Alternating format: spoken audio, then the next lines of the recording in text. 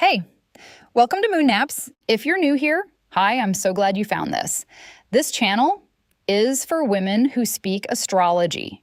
We do sleep stories, sleep affirmations, morning affirmations, sound healing, seasonal readings, all of it rooted in the astrological calendar. So, if you've been looking for a space that takes the cosmos seriously and also helps you actually rest, you're in the right place. Subscribe, because we drop new content every moon phase and every astrological season, and you're going to want to be here for all of it. Now, let's talk about Aries season 2026, because there is a lot happening, and I want to make sure you walk into this season with your eyes open. The astrological new year is here. I know the Gregorian calendar says January 1st is the new year, but honestly, January is the middle of winter. Nothing is growing, nothing is moving. It makes zero sense as a starting point. Aries season, which begins at the spring equinox on March 20th. That's the real new year. That's when the earth actually starts moving again. That's when the light tips back in your favor. That's when things begin. And this year, Aries season has an opening gift that most years don't get. Mercury goes direct on March 20th, the exact same day the sun enters Aries. If you've been in the Mercury retrograde fog since late February, the miscommunications, the delays, the plans that kept slipping, that clears on March 20th. The fog lifts on the first day of the astrological new year. That is not an accident. That is the universe saying, okay, enough. It's time to move. And you get a clean runway to do it. So if you've been waiting to have a difficult conversation, send the email, make the decision, launch the thing. The season literally opens with Mercury going direct. Take that as your cue. But here's what I want you to understand about this Aries season specifically. This is not a chill, breezy, fresh start. This season has teeth. It's vulnerable, it's healing, it's consequential. And it's going to ask more of you than just setting an intention and hoping for the best. Let me explain. Saturn is in Aries right now, has been since last year. And Saturn doesn't care about your vision board. Saturn cares about whether your actions match your words. It cares about whether you're actually doing the work or just talking about doing the work. It cares about whether the version of yourself you've been presenting to the world is actually true.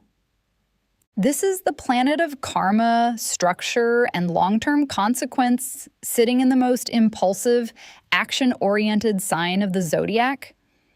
What that creates is a season where starting things is easy. Aries loves to start things. But finishing them is the test.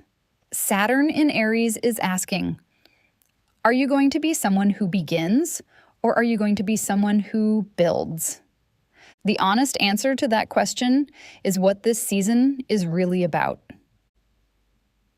Now let's talk about what's actually happening week by week. The season opens with the Sun conjunct Neptune in Aries on March 22nd. Neptune is the planet of dreams, illusions, and beautiful fog. When the Sun meets Neptune right at the start of Aries season, you get this window of gorgeous idealism. Big visions, inspired ideas, the feeling that anything is possible. And honestly, let yourself have that. Let yourself dream big in those first few days of the season. That energy is real and it's available to you, and I want to be really honest with you here, Neptune also blurs the line between vision and fantasy. So, while you're feeling inspired and expansive in late March, keep one foot on the ground. Write the ideas down. Don't quit your job based on a feeling on March 22nd.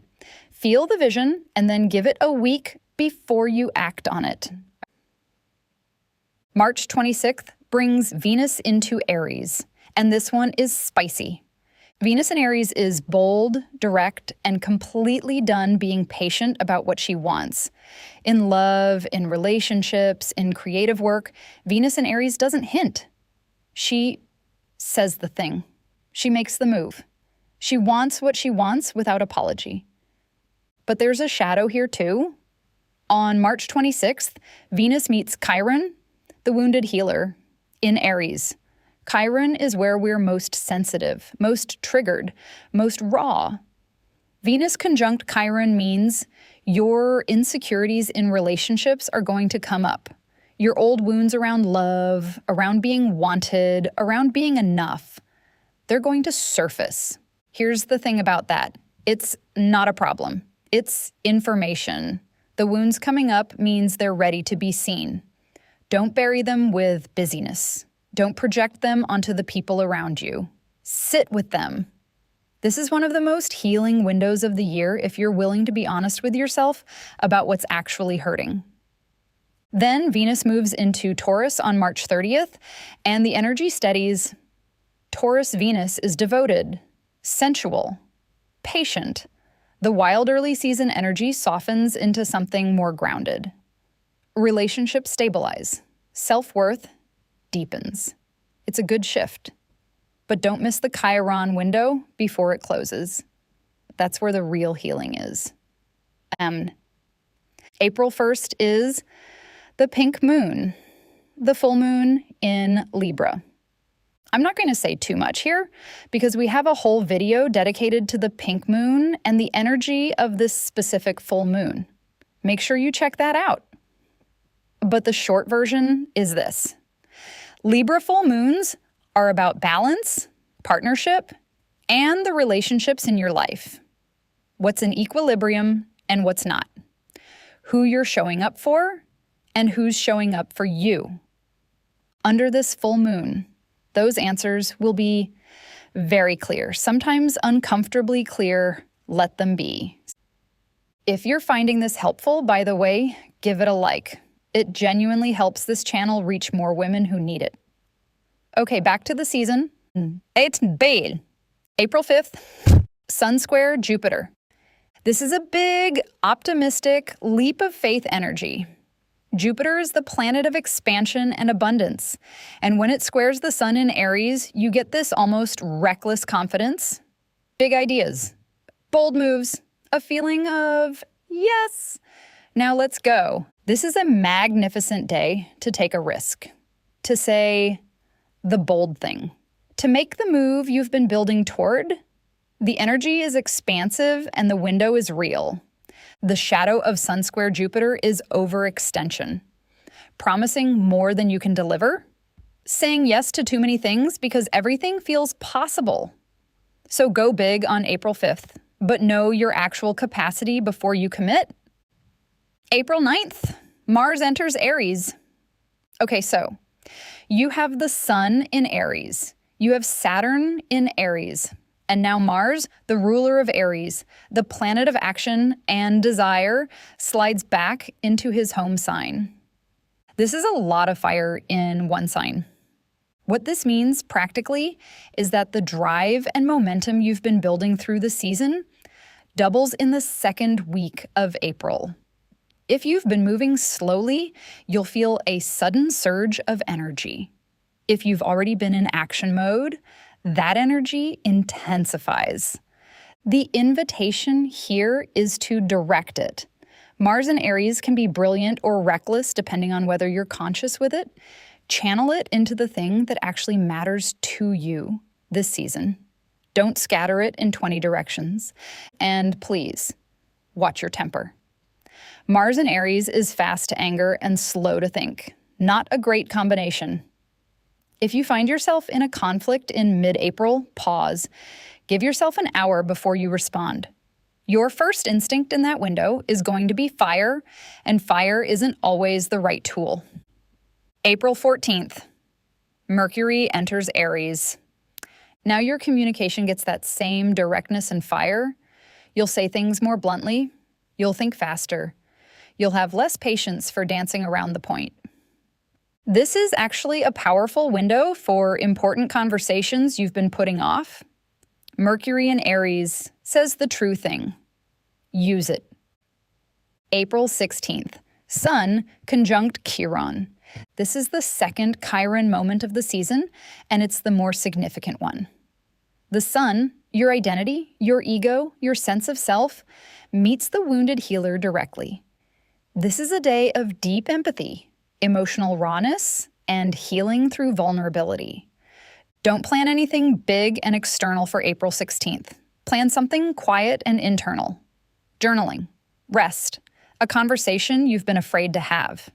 This is a day where the healing work is the work. April 17th, new moon in Aries. The second lunation of the season and the most personally charged one. New moons in Aries are about beginning again, but this one comes with a humbling quality. By April 17th, the season has asked a lot of you. The illusions have been stripped, the wounds have surfaced, Saturn has been watching. And now the new moon asks, who are you becoming through all of this? This is not a new moon for big external launches. This is a new moon to set an internal intention. Who do you want to be by the time Taurus season starts? What quality do you want to strengthen? What pattern do you want to finally, genuinely leave behind? Plant that seed on April 17th, quietly, deliberately. The season ends April 19th when the Sun enters Taurus. And I want to give you a real heads up about this transition because it's one of the most jarring shifts in the astrological year. Aries season is all fire and momentum and beginning. Taurus season is slow, sensory, and wants you to stop moving and actually taste what you've created. If you've been in full Aries sprint mode, the shift into Taurus can feel like hitting a wall. You'll want to keep going, and your body will say no. Listen to it. Taurus season is asking, can you sustain what you started? Can you stay with the thing you said you were going to build? The answer to that question will tell you everything about whether this Aries season was a real beginning or just another false start. So, what is this season asking of you? In summary, start the thing, but mean it this time. Be honest about your wounds, especially in love. Say the thing you've been dancing around. Move with intention, not just urgency. Let Saturn in Aries be your accountability partner, not your punisher. And when the new moon in Aries comes on April 17th, get quiet enough to hear what's actually trying to begin in you. Not the version you perform for everyone else, the real version. This season has more depth than it looks like on the surface. Most Aries seasons are about charging forward. This one is about charging forward and being honest about why you're running, what you're running toward, and whether it's actually yours to claim. That's a harder question, but it's the right one. You're going to do beautifully in this season. I genuinely believe that. The fire is available to you. The clarity is available to you. And if you need somewhere soft to land at the end of a big Aries day, that's what we're here for. Sleep affirmations, sleep stories, morning affirmations, it's all here. Subscribe to Moon Naps so you don't miss anything as we move through the rest of this season and into Taurus. And if this reading gave you something, a thought, a reframe, an exhale, give it a like and leave a comment. It means a lot, and it helps us reach more women who need this kind of content. I'll see you in the next one.